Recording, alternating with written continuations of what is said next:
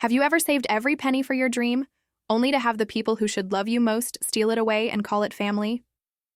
I thought my sister and I were building our futures together, but one sparkling New Year's Eve in Los Angeles showed me how wrong I was.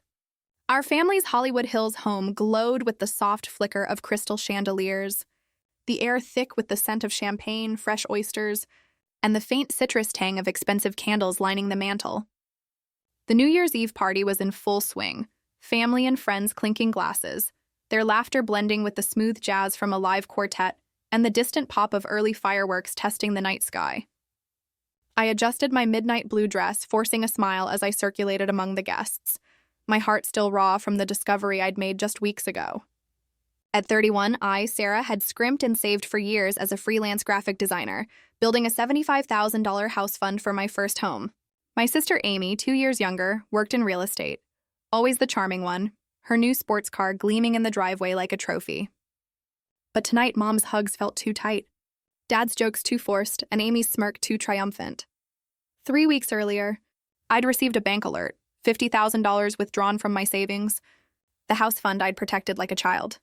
The transaction traced back to Amy's account, used to make the down payment on that flashy red convertible parked outside. When I confronted her, tears streaming down my face, she shrugged. "You'll get over it, Sarah. Family helps family." Mom and Dad took her side immediately, their voices overlapping in defense.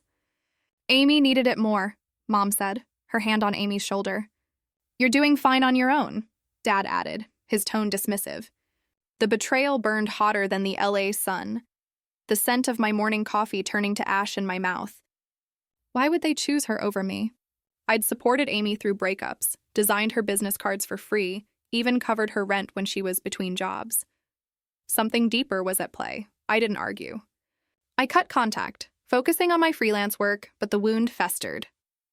Digging through our shared family business account, Amy still had access from her consulting days. I found more. $120,000 in suspicious transfers to her personal accounts, forged invoices for marketing expenses, even emails to a shady developer named Victor about flipping family properties. One transaction hit like a gut punch, the down payment on my dream house lot, redirected to Amy's investment property, that never materialized. My vision blurred, the hum of my laptop fan now deafening. Amy wasn't just taking my savings. She was bleeding our family's real estate portfolio dry, using Mom and Dad's blind love as cover. The citrus candles from family dinners now made me nauseous as I realized they'd enabled her, choosing her lies over my truth.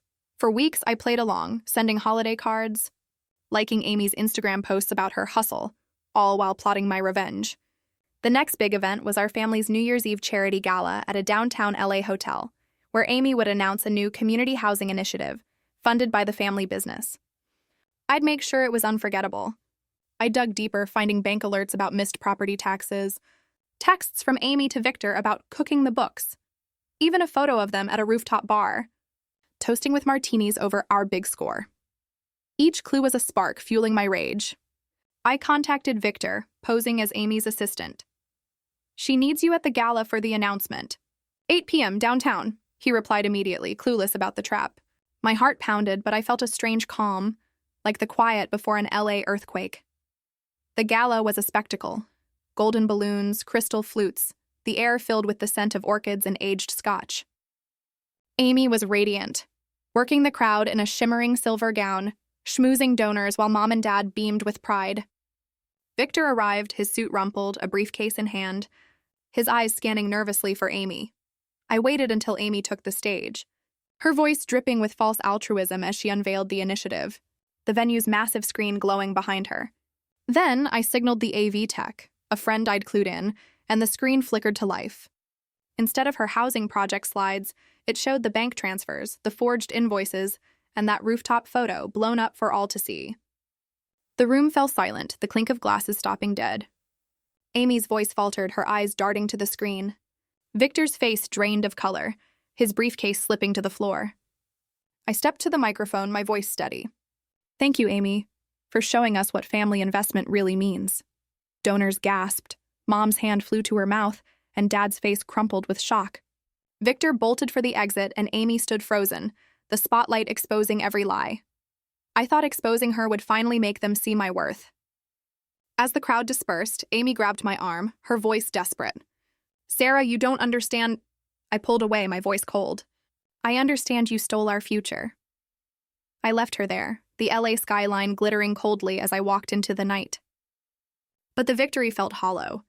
2 weeks later, the bank foreclosed on Amy's investment property, and the family business audit revealed $300,000 in losses, all traced back to her.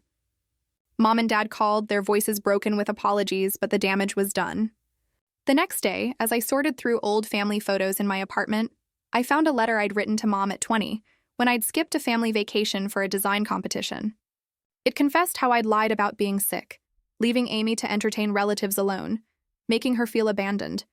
Mom had forgiven me, but Amy's resentment had festered like an untreated wound. Had that moment fueled her theft?